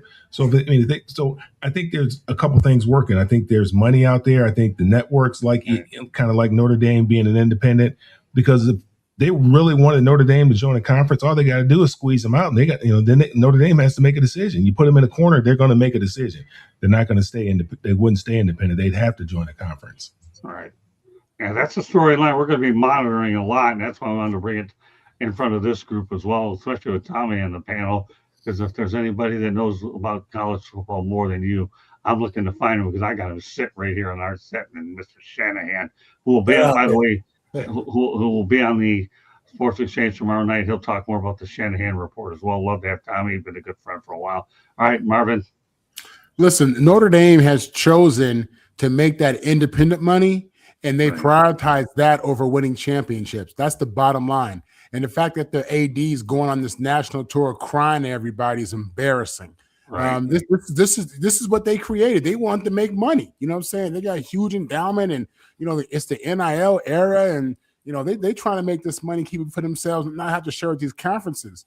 Now, with that said, I will admit, I think the committee was wrong for having them ranked in the top 12 pretty much the entire season, and then at the very end kicking them out. That was a cold-blooded, but everything that everybody said, what Mel said is correct. They should be squeezed out. They should be forced to join. I think they're in line to join the Big Ten, because the AD already said that the relationship with the ACC is forever, is gone. It's whatever word he used. So I guess the ACC is out of it. So yeah, Notre Dame, come on, join us in the Big Ten. I've been waiting for that one for years. All right, let's go rapid fire on this next topic. I want to get a couple more in there. Can you see Mike McCarthy's name resurfacing in the next coaching cycle? He's 185, 123, and 2. Rapid fire, Stephen. Yes or no, and where? Don't care. Well, that's none of the above. But okay, go ahead, Candy. I do see him resurfacing. I do see him in the NFL, but I'm not exactly sure which team. Fair enough. What about you, Tommy? If he gets a chance, it'll be interesting to see what happens, because all of Jerry Jones' coaches enter the graveyard after they've coached for him. Even Jimmy Johnson had nothing but 500 teams with the Dolphins, and he had that embarrassing playoff loss that ended his career. So, has there ever been a Jimmy Jones fired coach that resurfaced successfully? I don't think so. Okay. Well, I mean, Chan Gailey went to Georgia Tech, didn't he? All right. Well, go ahead. You answer that. You just went ahead and volunteered to be the next person on this one. Well, I'm kind of like Steve. I mean, it does. I mean, the NFL loves hiring these retreads. They're going to give him another opportunity. They need to make sure they give some other folks, some minority candidates, an opportunity as well. You kind of know who he is. Yeah, I'm sure he probably will get another opportunity. I mean, he's not a bad coach. I'm not saying he's not a bad coach, and he doesn't deserve another opportunity. Where he ends up, I really, I don't care as long as it's not Detroit. Well, no, I don't think it'll be Detroit. I think Dan Campbell'll stay for a little while. Marvin? I think as long as we're seeing these elite or these top universities starting to get ran like NFL organizations with GMs and just the structure, I think a guy like that who apparently is a player's coach could have a future, not just still in the NFL, but at college. So it wouldn't shock me to see his name resurface somewhere relevant. I'll tell you what I have on this one. I see him resurfacing with one NFL team only, the Tennessee Titans. And I'll tell you why I think he could go there. Number one, obviously they need a coach. Number two, they have a guy by the name of Cam Ward, and he's a good offensive coach. And number three, they need a big name because they'll let Mike Vrabel go. The only job that makes sense for me as far as Mike McCarthy is the Tennessee Titans. If I'm right, I expect everybody to tell me I'm right. I don't need anything else. But I'm following my instincts on this. What if you're wrong? Well, if I'm wrong, well, I'm sure you guys will stick it to me too. But I'm not worried about being wrong. I'll say this one: if he goes to Tennessee, he's going to have GM control just to clear out the nonsense that's been going on there in Tennessee. And you know what? If that happens. What you said is a very fair statement. He needs a lot of control, and if Tennessee is so desperate they want him, they're going to give him an awful lot more control. Steven, for a guy that had very little comment, the one comment you made was a bullseye, where in the eyes of Jimmy Walker, if you were alive back then, it was dynamite. But I don't want to lose my voice. I'll have to use it a lot later in the week. But no, I think Tennessee Titans to me is the most likely place to go. All right, let's talk about a random drug test a few weeks ago. The doctors discovered that Broncos linebacker Alex Singleton had a testicular cancerous tumor they removed after Denver defeated the Raiders on Thursday Night Football. Singleton says he expects to return very soon. Pretty inspiring story how they ended up making this discovery, right, Steven? Yeah, I mean, definitely no stranger to Alex Singleton. Anytime he was on the field, I wanted to pull my hair out watching him play in 2020 or 2023 rather. But he's made a home out there in Denver, and and it is a unique situation, having one of those random drug tests and right. Having him to discover that, having the surgery, and I think he's scheduled to be back this week, or if not, he had already returned to the field. But I mean, all the blessings to him that you're able to catch something like that early on. A lot of times we always pick on the NFL because after these guys have these great performances, 9 times out of 10, there's a note pinned to their locker, and they got to go take a random drug test. Cam Little, had that big field goal to reset the NFL record. Guess what was on his locker when he came back in? A random drug test. So it's funny how a random drug test is basically save Alex Singleton, some trouble, so to speak. But glad to see they got in front of it. Glad to see that he's on the mend and potentially going to be back on the field soon. Candy? Yeah, I mean, random drug test, you have to do. They have to do it. I'm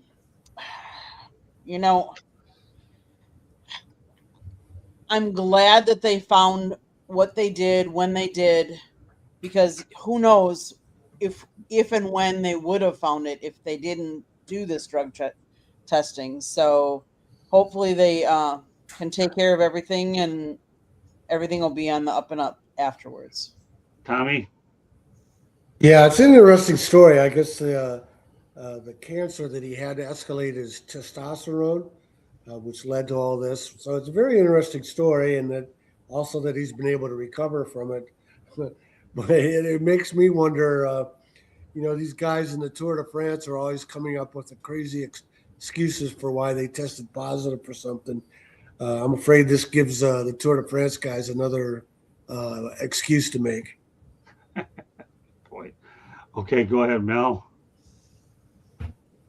Yeah, I mean, it's just kind of lucky for him that he did have to take that random drug test. Because if you're able to catch these things early, you have a much greater success rate. That's one of the things that's obviously good about that. And it just tells you, hey, man, you need to make sure that you go to the doctor, because the earlier the earlier they're able to detect these things, the better chance that you have to recover and be able to go on with the rest of your life. He played. I think he missed only one game or something like that, because I think they had a bye week. I think he scheduled a surgery during a bye week, and I think he only missed one game, so he's already back playing. So I mean, that's a blessing for him that he did. I mean, that just sometimes that's just how God works. And that, hey, so that he could get that test and find out that something was going on with him, and be able to deal with it, and hopefully he'll live a long and healthy life. Yeah, well, more power to him. It is amazing what a random drug test can do. In this case, it actually saved his life, right, Marvin? Yeah, I mean, first thing I think about is his family. I don't know his family structure, but if he's in this world, he has to have had a mom and a dad, and cousins and uncles, and if he has kids, a wife, girlfriend.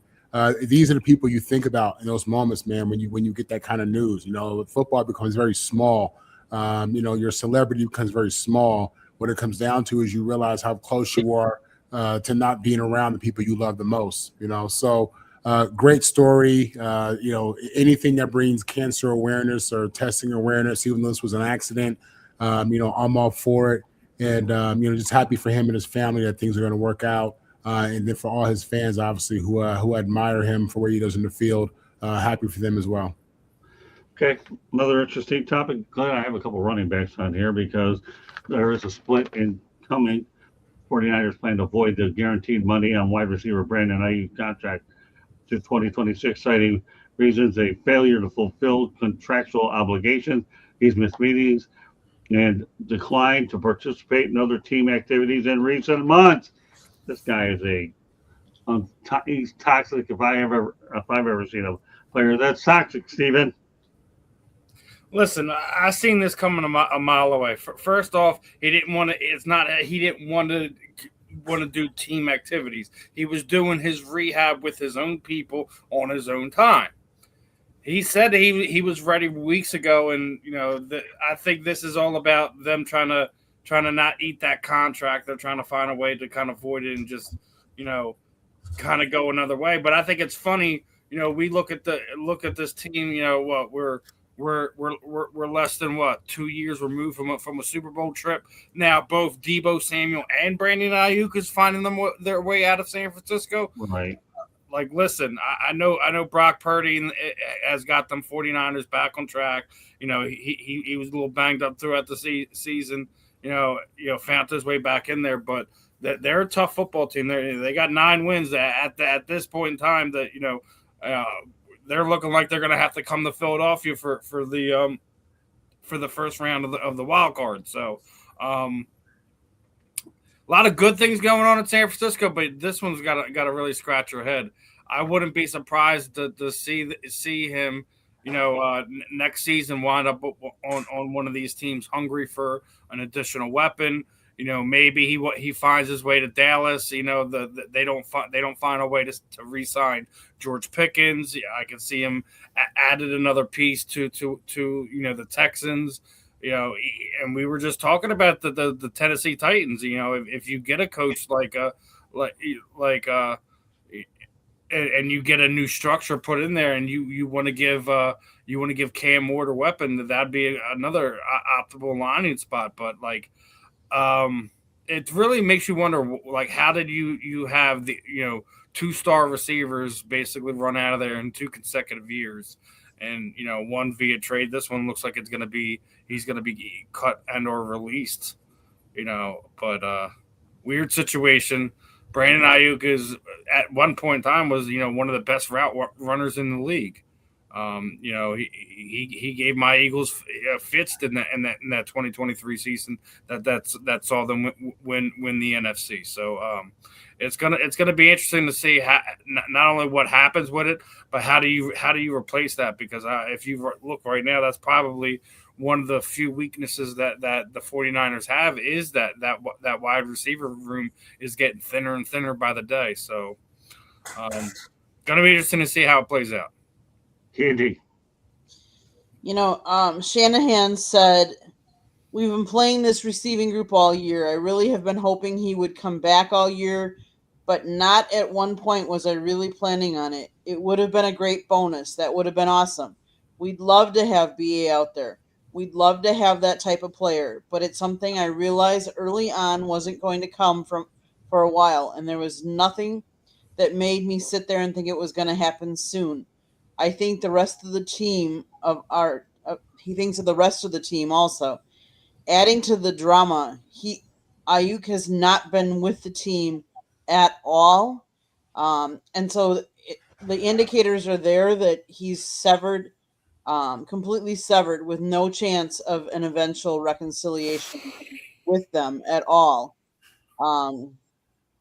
It's sad because he just signed a 4-year, $120 million, contract last off season. So it hasn't, it's not been that long, but I think there's more to the whole story that we're not getting. But yeah, Shanahan said he hasn't seen him in forever. And so what other choice do they have? Well, is there a list that they just put him on recently? I know you were telling me. Unable to did not report or something like that. Unable to perform list when he was rehabbed. Mm-hmm. So that means he's done. All right, go ahead, Tommy. He's got $27 million in the bank, on the table, I should say, with the franchise, and he can't show up for rehab. Well, this guy, I don't have any sympathy for him at all. Yeah. Okay, Mel. I think there's more to the story than what we know. I only hear same things that you guys hear. I don't know exactly what's going on there. I do believe that the 49ers are trying to get rid of him and not have to pay him as well. I would expect the league to file the PA to file some sort of grievance on behalf of Brandon to try to get his money back. But again, I don't know what's going on, how close he is to being ready to play, any of that stuff. I really don't know. We just know what's coming out of there. I think that Shanahan's just toting the company line, saying all the right stuff. But I believe in behind closed doors, he's saying something entirely different. I believe that, because if I'm a player and I have that kind of money on the line, I'm going to do whatever I have to do to make sure I get that money. Whatever, I'm going to show up, and do what I got to do to make sure I get that money. Because, Marvin, it's very difficult out here in the real world to create a dollar and to make a dollar. It's very, very difficult. Now somebody's just giving you money and all you have to do is show up to rehab. So, I think there's a lot more to this story than we know about, and I'm sure it'll come out, within the coming months. All right, well, you segued over to you, Mark. Go ahead. Also, just a reminder, Saturday morning, 8 o'clock a.m. Eastern Time, Marvin, myself, Mel, and Candy go at it on another edition of Inside the 15. Marvin, and then after that, one more topic, and that'll be all she wrote for tonight. Listen, contracts, aren't based on emotions. There's his agent, and I don't know all the details. I don't know the whole story. I'm sure there's more than to it, but his feelings don't matter. You signed a contract. If you want to get your money, if you can't play, fine, but you go to the meetings, you go to rehab. These are things that you need to do, and your agent should be telling you this. Again, I don't know who pissed him off or what was said or what was, all that, but it really, sometimes it don't matter, man. Listen, go to work, play the role. If you ain't happy, cool, but if you don't play on Sundays, fine, but show up to the office, show up to the rehab, do that part of it. It's really an unfortunate situation. I wouldn't be shocked if the PA got involved here. on some degree, because that's a big contract for them to try to void out. And obviously they're not just going to lay down and let that happen. But yeah, I don't. There's an obligation by the player, even if you're not happy with your boss or your coworkers. You know what I'm saying? You still got to come to work. That's my take. Well, my take is he's held out for more money, got the more money. Now I don't know why he's holding out. Allowing you as they need to run him out of town, and that's the final topic of the night. Are the Chicago Bears for real? Well, I'll tell you one thing: Cleveland Browns found out the hard way, getting whacked 31-3, and made Shedeur Sanders a high school quarterback. They're 11-3. We all know that Ben Johnson's done a marvelous job turning around. Steven, real quickly, are they for real? I mean, I don't know if they're title challengers or anything like that. Right. I think they have a lot of the right pieces. When you've replaced 4 out of your 5 linemen during the offseason to one of the most sacked quarterbacks in the league in the 2024 season, you're going to have a turnaround. When you bring in an offensive line, a mind like a Ben Johnson, you are going to have a turnaround. When you bring in a guy on defense off of waivers like a C.J. Gardner-Johnson, you're going to have some swagger on that side of the ball. So I'm not surprised they were one of the teams I felt that was going to be, a much improved team, a potential playoff team. 2 weeks ago they were the number 1 seed after thumping my Philadelphia Eagles. So they are where they probably should be. They're one of the handful of teams that have more than 10 wins. They have a young quarterback who likes slinging the ball around. So it's going to be interesting to see what they do come January, come playoff time. That's what I think everyone should be looking forward to. Regular season's one thing, but when everything gets tighter in January, how's that team going to respond? Candy? Can I respond after this Saturday's game, considering they play my Packers at Soldier Field Saturday?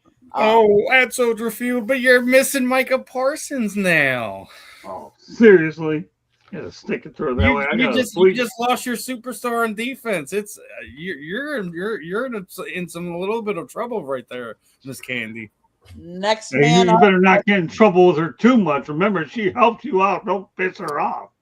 Well, you're right about Micah Parsons, but remember, be nice to her at least until after they lose. I'm always nice to Candy, even if I'm ribbing her, giving her a hard time. Well, you're giving her a hard time. Okay, whatever. And by the way, when you get your next bonus, I had something to do with it. Just so you know that, okay? And you'll probably be getting one sooner than you think, right? So, okay, so stay tuned. Go ahead. Let's just say the Packers did beat the Bears the first time of the season. So it'll at Lambeau. So it'll be interesting to see. Yes, the Bears are a much improved team. They've improved a lot from where they were. Part of it is, I think Ben Johnson is doing a really good job with Caleb Williams, and I don't think any of his previous coaches took the time to really find out what Caleb's strengths are and how to coach him. And I think he's doing a much better job of that. Do I think they're for real?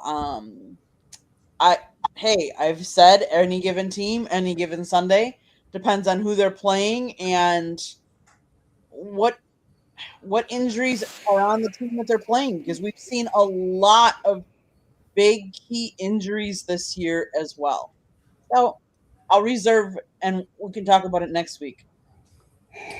But now, Steve, you don't have to rib me when the Bears take on the Lions at Soldier Field, because I already know it's going to get ugly. So don't even waste your breath. You may need it on the show next week, but I know it. I can handle what you get to her, because right now the Lions are in deep trouble. Okay, go ahead, Tommy. Yeah, they've had a remarkable season, but they're a young team. They don't have playoff experience. First-year quarterback, or a young quarterback, I should say, playing his first playoff game. That's usually a recipe for a first-round loss to a team that might have a lesser record but more experience. And then the only other comment I want to make are, why are the Packers and Bears? Why is TV scheduling the Packers and the Bears to play in late December, a night game in Chicago? It's ridiculous. Money, Tommy. prime time. That division, Tommy. Okay, Mel. Yeah, that division is great, but that's brutal. I mean, when the sun goes down, it's tough, man. In Chicago, that's cold. I don't. I mean, I'll be honest. I didn't think Chicago would be this good this fast. I knew with Ben Johnson that they would be improved because they got a grown up in the room now, and they have somebody who can really coach the quarterback position. Brilliant offensive mind. Chicago wasn't devoid of talent. That wasn't the problem. They just had a lack of leadership there. Now they got a leader there and a head coach who holds people accountable. They're able to go out there and execute on offense. And so when you're able to do that, you have a good chance to win. They play good defense. But as I think Steve would alluded to and Tom alluded to as well, but there's preseason speed, there's regular season speed, and then there's playoff speed. And these guys have not experienced playoff environment yet in the intensity, the pressure, and the speed of the game in the playoffs. So that's something that you kind of have to learn. You have to go through it so you have a better understanding of it. And then the following year, I mean, they might get lucky and win one playoff game, but each playoff game, it ratchets it up another notch, the speed of the game. So do I expect them to make a run for the Super Bowl? No. But could they win a playoff game? Yeah, it's very possible they could win a playoff game, particularly if they have one in Soldier Field, because it's very difficult to play in those elements. I know I've been in Soldier Field many times. The Lions played there, and when they scheduled those games in December, I know I had hiking boots, 3 pairs of socks, and I was loaded upstairs when it came to a lot of shirts, and I had long johns. That tells you what Soldier Field is like on Lake Michigan. It is cold, it is windy, but it's a great place to go. Not the new updated version, but the old one that to me was sacred. All right, Marvin. The number one issue that the Detroit Lions have is that their offensive coordinator from last year is gone. Ben Johnson, listen, this guy is a quarterback developer. We've seen it. We saw it with Jared Goff, and we see what's happening with Caleb. Right. He knows how to lead a team. Obviously, you look at their record. What they're doing right now is historic for them. So the one thing they have is they have a head coach. We know that. The other thing they have is a generational quarterback, number 1 overall draft pick in Caleb Williams, who is playing better, playing well, not turning the ball over like typical guys do for a second year. And when you have a head coach and you have a real quarterback, and you look at Denver, for example, then you're on to something. So when you ask, are the Bears for real? The Bears are for real. They're going to be for real for a long time. You saw what happened when they solidified that offensive line. You see their run game. You see Caleb coming out doing his thing. Yeah, this is not smoke and mirrors. This is not fool's gold. The Chicago Bears are back. I'm looking forward to seeing it. The only thing I'll say is Caleb Williams has over 3,000 yards. Ben Johnson has every bit to do with that. Stay tuned. We'll pick it up next week. I know Candy may or may not like it, but we'll see what happens over the weekend. Great show tonight. Ben Troop will be on better than ever next week. We'll talk a lot more Florida Gators football because they've obviously had a lot more movement with the coaching thing. So we'll save that over for a part of the show. There's some important things we had to address then. But meanwhile, Steven, why don't you let everybody know how to get a hold of you and some of the things that you're planning for the network. Go ahead, Steven. As always, just type my name in there. Steven Rochelle. It should easily pop up. Facebook, Instagram. The handle for both X, YouTube, and TikTok. Steve Sports Talk 1 is right underneath my name there. You can catch me, Ben, Marvin tomorrow morning at 11 to 1 p.m. here on the South Florida Tribune. We had already launched in the past month a Philly sports talk show with Eagles content creator Justin Ferrillo. And as of this moment, Sunday, I should be sitting down with UFC, Bellator, and BKFC veteran Houston the Assassin Alexander.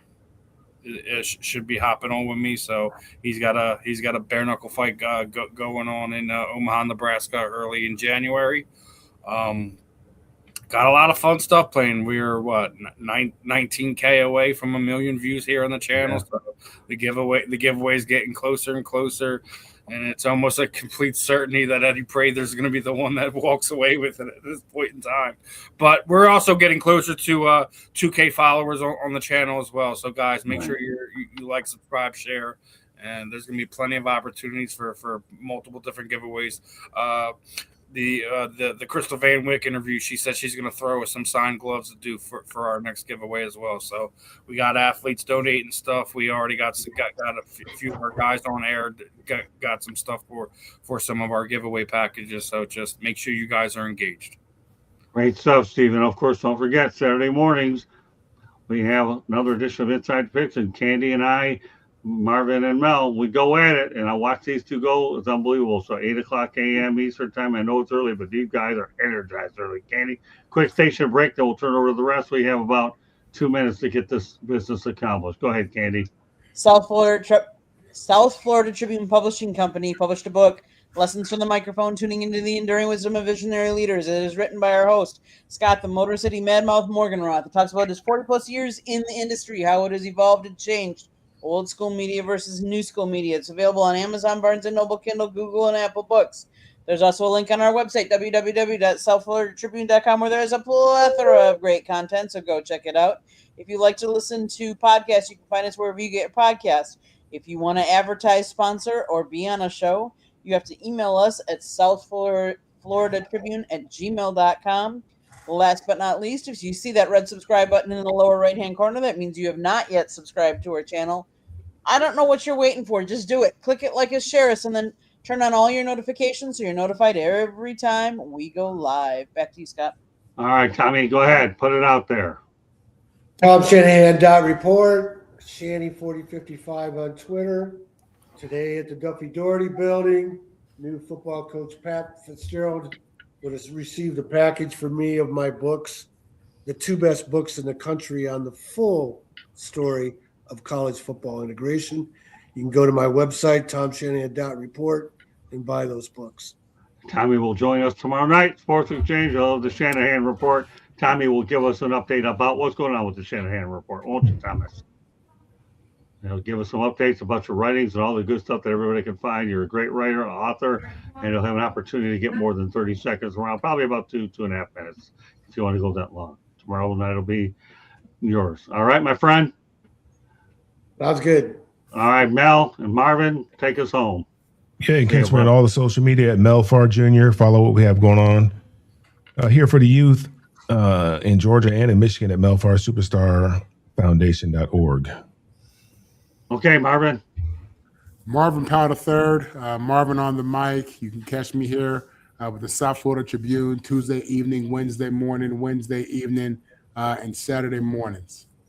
For tomorrow night, Sports Exchange, Candy Ebling will have a Christmas party. Stephen will be the producer tomorrow night, and we'll have the crew. We'll have a good time. Stephen's a jack of all trades. Proud of this guy. Boy, am I ever proud of this guy in more ways than he'll ever imagine.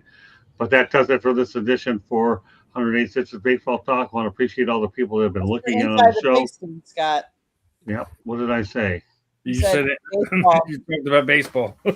Oh, well, I'm thinking baseball, too. We had a great show last night. Inside the Big Ten.